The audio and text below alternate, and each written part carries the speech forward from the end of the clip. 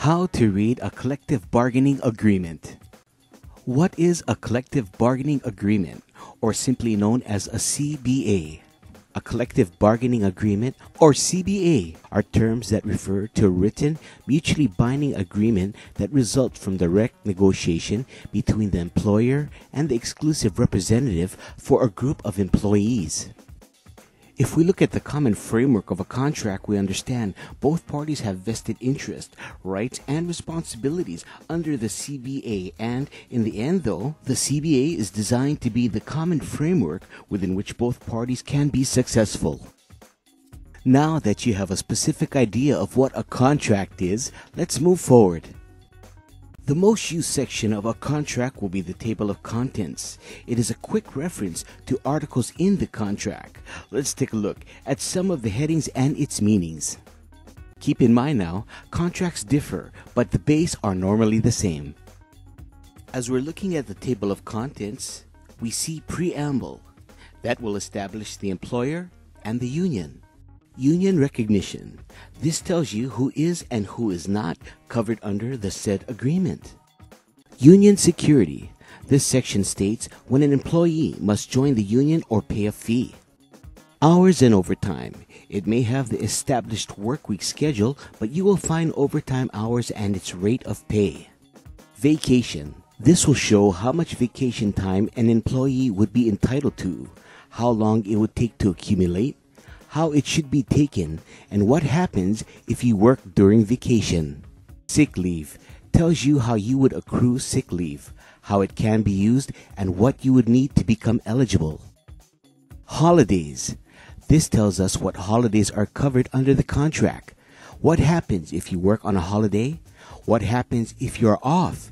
And what you get paid on a holiday. Grievance procedure. For a shop steward, this is a section you need to know very well. The grievance procedure will give you an idea of what a grievance is, the time limits we have to file the grievance, who to file it with, what would happen if either party misses the time limits, and the procedure to have an independent third party, who is normally the arbitrator, to decide the grievance. Seniority. There you will find its definition and the different types of seniority, such as company, department, and bargaining unit. Seniority can also be used for such things as work opportunity, layoff, recall, promotions, vacation preference, and schedules. It also explains what happens when seniority is broken and what happens to your seniority if you take a job with the company but it's not covered under the CBA. Postings and promotions. If your company has a job opening, what is the procedures to fill the position? How other employees are notified? How long the notice will be posted? When is the last day an employee can put in for the position? If more than one person puts in for the position, who will be chosen? Do they test employees, and do they have to meet a certain qualification or criteria? Layoff procedures. This section would have the process if there is a layoff. Is it by seniority, qualification, department, full-time, part-time, or call-in status? Personal leave.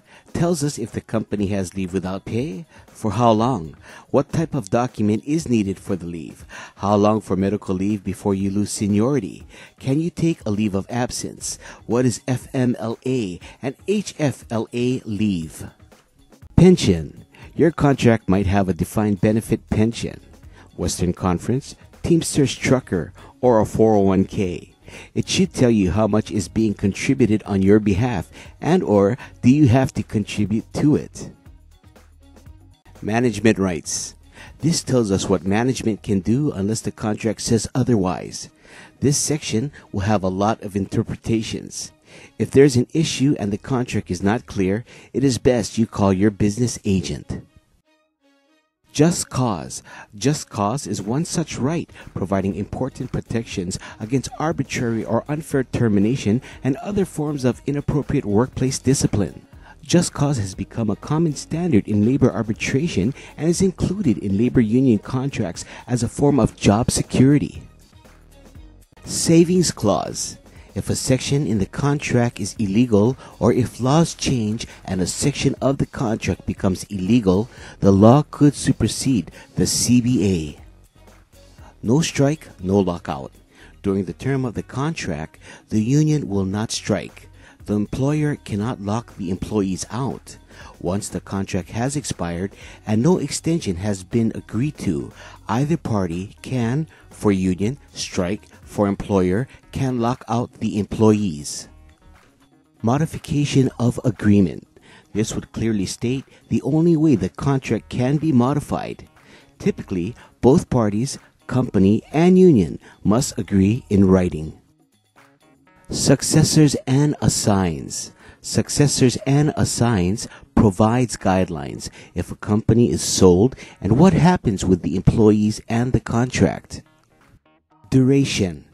When the contract is in effect and when it expires. It would spell out when either party can notify the other party they want to negotiate the contract before it expires. At the back of most contracts, there will be a section that says exhibits. This shows the different jobs, positions, and the pay rate. You'll also find language authorizing dues to be deducted, and LOU, Letters of Understanding, MOA, Memorandum of Agreement. It may also include grievance statements or established past practices. This concludes a general overview of how to read a collective bargaining agreement. Mahalo for watching.